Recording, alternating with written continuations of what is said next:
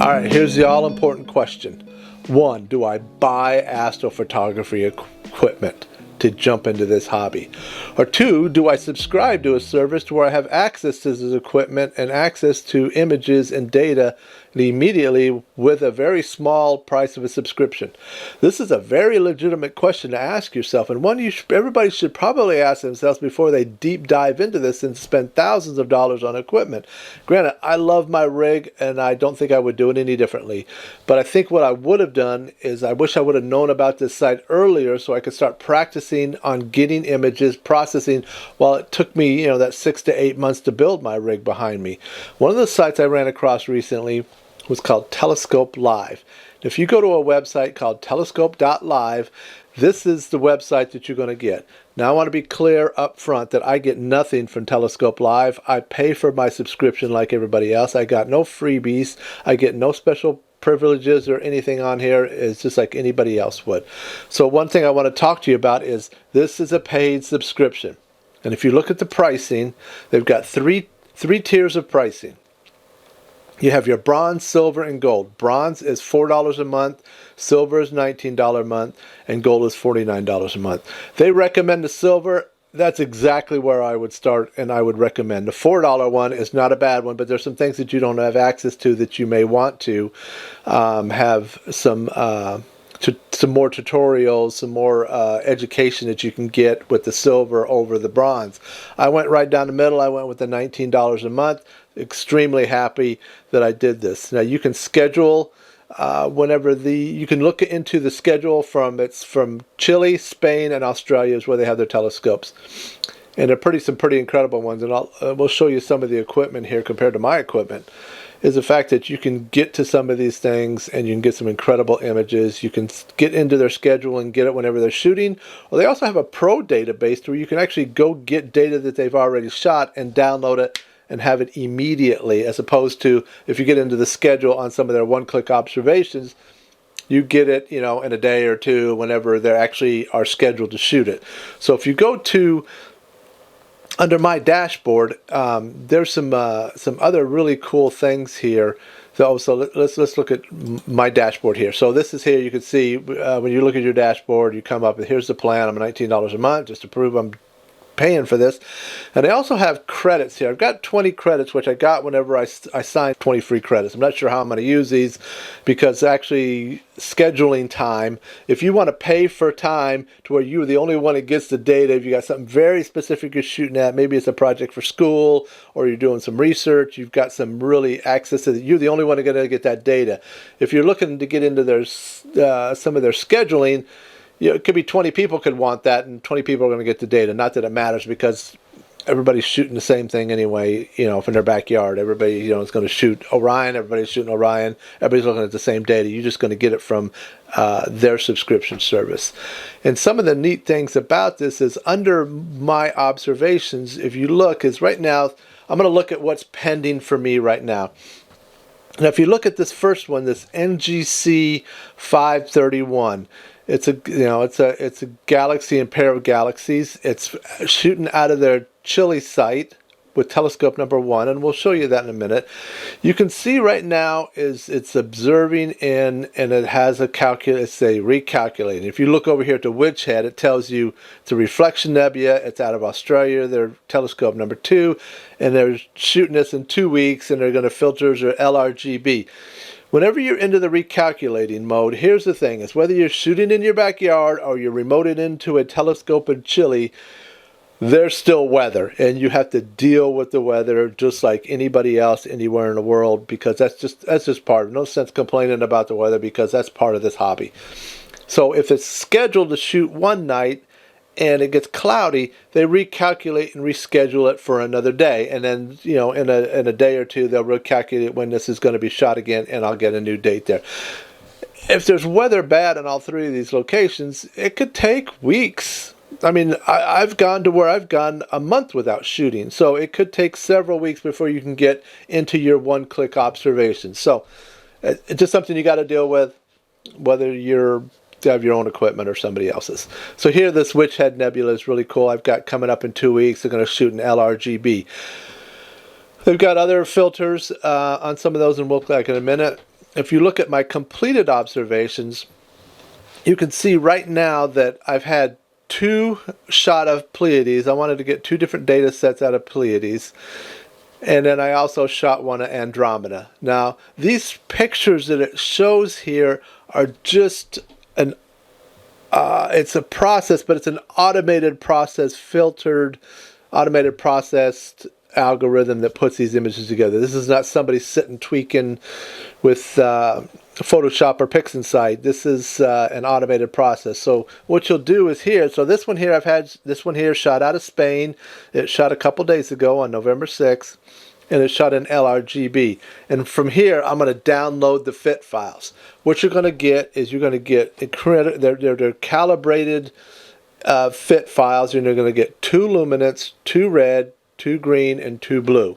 So you've got all the files that you need, and then you're going to go process them through your normal processing, and you're going to come up. So what I did, I shot Pleiades the other night too, and I said, you know what, I'm just going to do a comparison of what if I got their data and I processed it, or I got my data and processed it.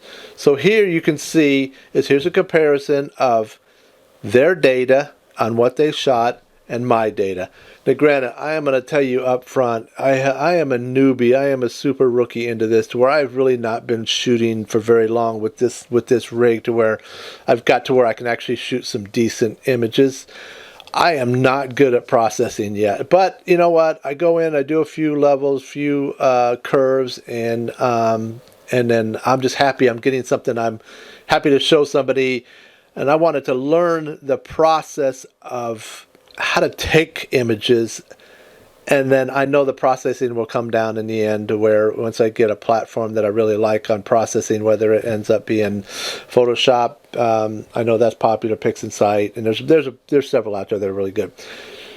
But you can see that my data versus their data, and I think you're going to be pretty happy with the data that you get out of them, to where you're going to have a lot of fun processing and getting that data. Some of the neat things about this on TelescopeLive too is if you go to their learning center, they have an incredible amount of tutorials.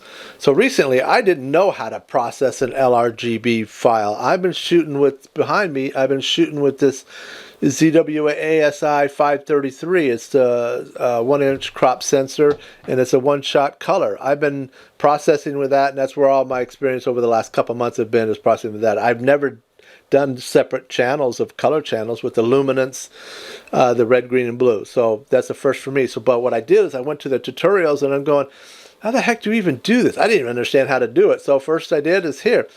This they had a couple-minute video here on how to post-process one-click observations, and it was in Photoshop. It was incredibly to the point, to where I was actually able to process this photo and understand how to do it. They've got some great stuff here on different narrowband imaging, all kinds of specific to specific targets.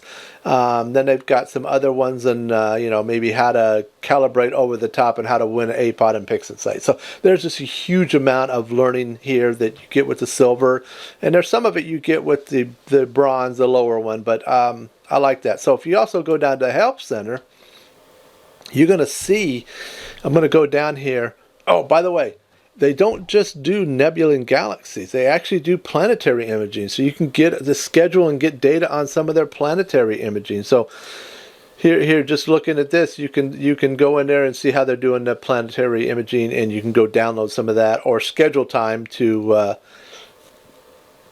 get that. So if you look at their telescopes, so the other night, whenever I shot the one out of Chile, I shot with the Chile one. It was a 60 centimeter 6.5 reflector,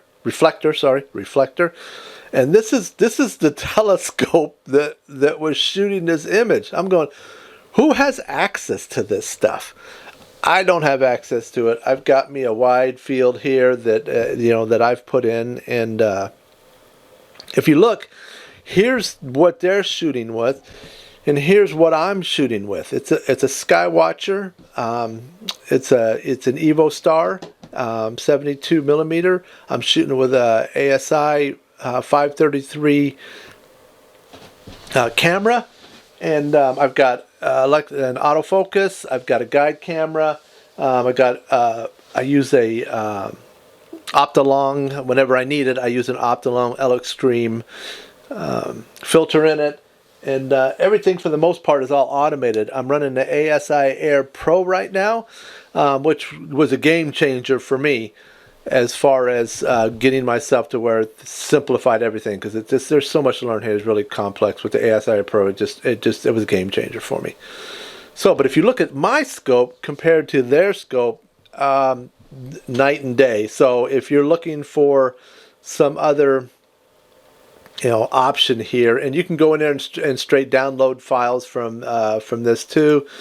And if you can look at a bunch of their other telescopes too, and you look at some of the articles, and you can look. Here's what the Chile site looks like. They're sitting up on a mountaintop there, and here's the one in Spain. Pretty cool stuff. So one of the things, Nate, here's one in Australia too.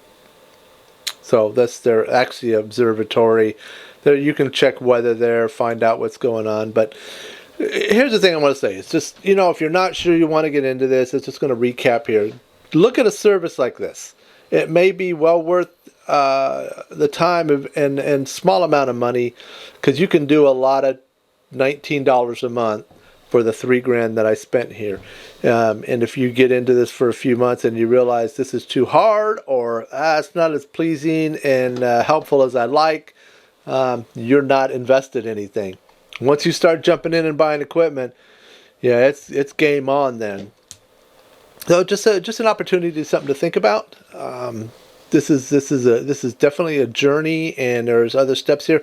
I'm subscribing to both now just so I like the fact that I've got access to another telescope. I love my one-shot color. I don't think I would do anything else with that. To me, I think the filter wheels is way too complex and too much. But it depends on what you're out for. I'm not looking to do any award-winning photography. I'm just looking to something to where I like to see what's out in space. I love to do some halfway decent pictures, and I'm really happy with that.